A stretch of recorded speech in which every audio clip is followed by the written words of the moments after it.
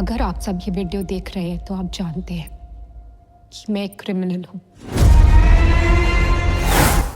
अगर आप हिंदू माइथोलॉजी को फॉलो करते हैं या फिर हिंदू माइथोलॉजी के बारे में आपको पता है तो आपने कभी ना कभी सावित्री के बारे में सुना होगा।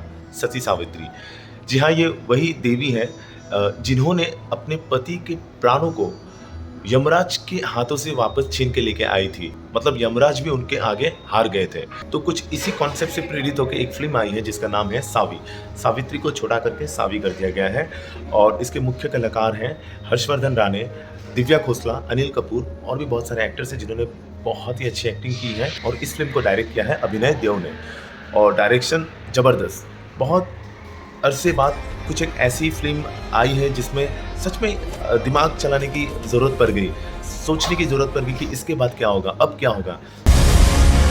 प्रिजन में नकुल ने उनके ड्रग्स रखने से मना कर दिया। नकुल पर थ्रेट है सावी। पापा घर वापस आ रहे हैं। कब? बहुत जल्दी। फिल्म की शुरुआत कुछ ऐसी होती है कि इंग्लैंड में एक मैरिड कपल है जिनका एक छोटा सा बेटा है और एक सुबह क्या होता है कि पुलिस आती है और हस्बैंड को पकड़ के लेके चली जाती है। फिर बाद में माजरे को जब हम समझ पाते हैं तो हमें पता चलता है कि रात को एक मर्डर हुआ था और जिसमें इस हस्बैंड का किसी न किसी तरीके से लिंक है। और जब मामले को और पूरी अच्छी तरह से जब हम समझते हैं तो फिर सारे एविडेंस, सारे गवाह उसके खिलाफ होती हैं और इन्हीं एविडेंस के चलते कोर्ट उस हस्बैंड को लाइफ इम्प्रिजनमेंट दे देती है 12 साल के लिए।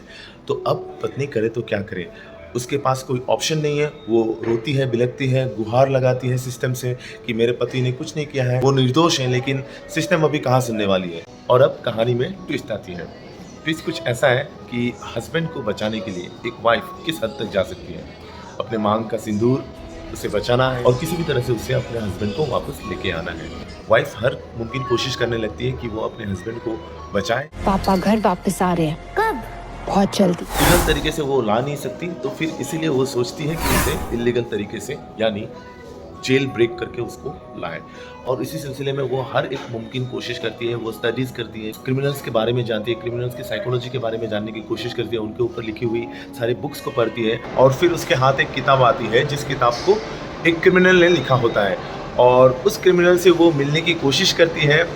शुरुआत में कुछ मुश्किल होता है लेकिन फिर बाद में वो मिल जाती है उससे और मिलने के बाद फिर वो उसको गाइड करता है और फिर उसकी गाइडेंस को लेके बीवी हर एक मुमकिन कोशिश करती है ताकि वो अपने हस्बैंड को जेल से रिहा करवा सके, भगा सके। और इसी दौरान उसको हर एक वो जगह पे जाना पड़ता है जिस जगह पे कोई आमतौर पे जाएगा नहीं। एक हाउसवाइफ तो कभी नहीं जाएगी। एक हाउसवाइफ जो अपना घर संभालती हो, क्या होगा अगर उसको गलत जगह पे जाना पड़े जहाँ पे क्रिमिनल्स हो, जहाँ पे ड्रग्स हो, गन्स हो, लोग उसे बुरी नज़र से देखें। क्योंकि अगर जेल से भागना है और भागते रहना है तो कुछ चीज़ों की ज़रूरत पड़ेगी, जैसे कि फेक डॉक्यूमेंट्स, कार, गन और इन सब चीज़ों को खरीदने के लिए पैसा चाहिए। और उस पैसे को वो जुगाड़ करने की कोशिश करती है लेकिन उससे हो नहीं पाता है तो इसीलिए वो रॉबरी करने चली जाती है। तो रॉबरी करने के बाद प्लानिंग करती है और किसी तरह से अपने हस्बैंड को चुराने की कोशिश करती है। हालांकि वो अपने हस्बैंड को छुड़ा पाती है कि नहीं पाती है, इसके लिए तो आपको फिल्म देखने के लिए आना पड़ेगा क्योंकि ये पिक्चर काफ़ी बेहतरीन है, बहुत ज़बरदस्त है। फिल्म की एक डायलॉग मुझे काफ़ी छू गई जब अनिल कपूर साहब कहते हैं उस वाइफ को, दिव्या खोसला को, कि तुम्हारे पास 3 ऑप्शन है। तुम्हारा हस्बैंड अभी जेल में है तो तुम एक काम करो, तुम वापस इंडिया चली जाओ और उसके लिए वेट करो। जब वो जेल से निकलेगा वो वापस इंडिया आ जाएगा, या फिर तुम दूसरी शादी कर लो या फिर तुम सुसाइड कर लो। तो वाइफ बहुत ही अच्छा एक डायलॉग उसको काउंटर करती है। वो कहती है कि शायद आपने कभी प्यार नहीं किया होगा, अगर आप प्यार करते तो ऐसे नहीं कहते। This is the message that she give. एक वाइफ किस हद तक जा सकती है अपने मांग का सिंदूर बचाने के लिए।